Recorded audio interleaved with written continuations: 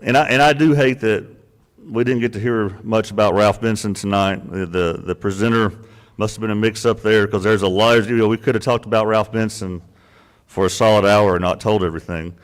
But he parted ways with Summertown after 16 years there, 16 very successful years there. And when Ralph Benson parted ways with Summertown after the 68-69 season, it sort of started this coaching carousel for boys basketball. And in the decade of the 70s saw, those 10 years saw 6 different boys head coaches. And that final season of the 70s, the 79-80 season, Summertown Eagle boys basketball team had an abysmal record of 1-25. So the team desperately needed someone to rescue the basketball program at Summertown. So enter Coach Gene McBee. Coach McBee, he coached basketball 14 consecutive seasons at Summertown before stepping down after his 94 Final Four appearance. And then he returned one more season in 97-98 to fulfill a last-second coaching vacancy. But the players from his very first season recall him arriving early in the summer of 1980 and working them all summer long, and they went from 1-25 the previous season to second in the district, the close second in the district the following season. I actually saw Mike Kilburn at breakfast this morning, and he informed me that first summer, the first day of tryouts, had about any kid that ever touched a basketball showed up for tryouts, about 30, 35 kids. And they didn't touch a basketball in that tryout, though. Green Toyota was. He got in the truck, told everybody to follow him. He drove them all around Summertown that day. And then the next day at tryouts, about a third of them showed up, and he says, all right, let's get to work. I never played for Coach McBee, so I wanted to reach out to several who did, and I thought I'd share a few quotes. But before he completely changed the culture at Summertown, he was the previous 10 years the head coach at Columbia State, and he had an amazing 264 wins and only 65 losses at Columbia State, 4 state championships and 3 trips to national tournaments. But just to quote a few people who played for him, Coach Jason Burleson, Summertown Baseball, says he's an awesome coach, an awesome person who did a lot for students and players that most people never knew about. He went on to say, as all I know, he was the best coach I've ever played for. Doug Riggs, point guard for the 94 Final Four team. He lived in Columbia his childhood years. And look, if you saw any of the middle school games I've loaded to YouTube lately of Doug, he's about this tall.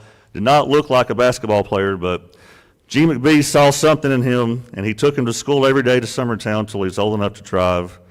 And anyone that watched SHS basketball in the 90s knows what kind of point guard Doug Riggs turned out to be.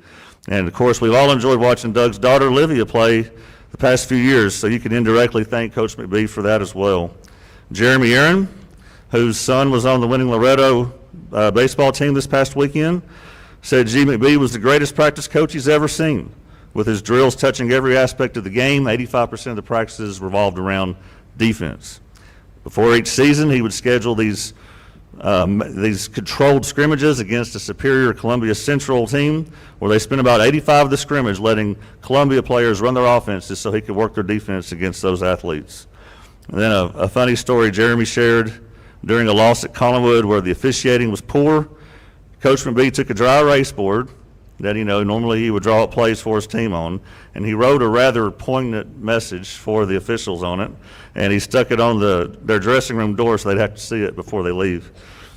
And then, of course, Jeremy and others have mentioned his antics with a spirit stick at pep rallies, and I'll acknowledge Mickey Dunn is still the best at pep rallies, but Gene McBee might have been a close second because he did get those students riled up with that spirit stick.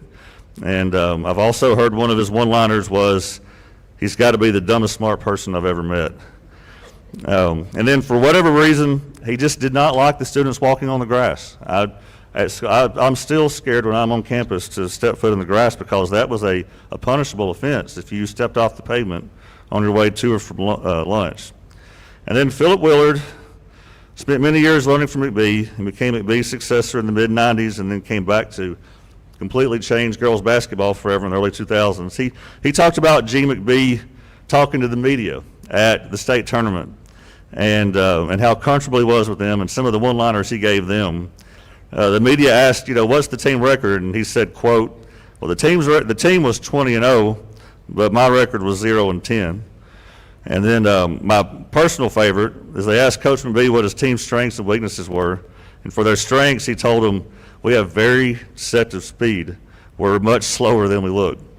And then I wonder what Coach McBee would think when he saw Jason Burleson coaching the cross-country team. But then for their weaknesses, he said, well, for one, our coach is senile.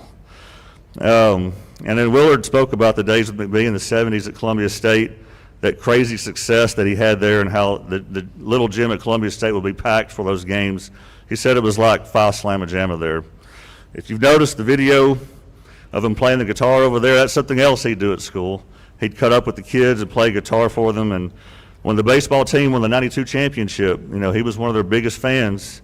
And when they celebrated afterwards, he had even written a song for the '92 baseball team, and that's what he was doing there, was performing that for them. But really, we don't have enough time to properly honor him. He was just simply a difference maker in so many lives. And being a basketball coach and a school disciplinarian like he was, that was just his vehicle he used to make this part of our world a better place. When I knew him in the late 90s, I didn't think he'd ever age. But sadly, he did pass away in 2011. I believe he has family here tonight, both kids and grandkids, and his son, Pete McBee, I believe is going to accept this on his behalf. So ladies and gentlemen, show your appreciation for the late Jim McBee. He's now an inductee of the Lawrence County Sports Hall of Fame.